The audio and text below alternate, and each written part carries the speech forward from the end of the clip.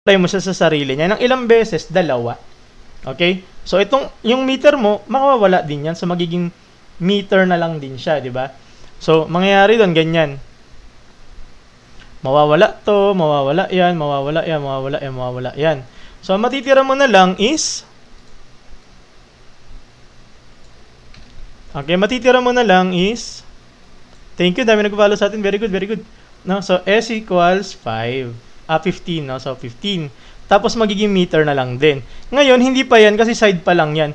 Ilang side ba? No? Pag sinabi natin square, thank you, very good, no? Yung mga nag-follow sa atin, okay? Thank you po. S, S, S, S. So, anong perimeter natin? Add mo lahat yan. 1, 2, 3, 4. So, ibig sabihin yung perimeter daw ng square is equal to 4S. Kasi pag pinag-add mo yung S plus S plus S plus S, apat na S yan, kaya 4S. So, substitute mo na lang 4 times 15. Ang magiging sagot mo is 60. Very good sa mga nagsagot ng, ano, no?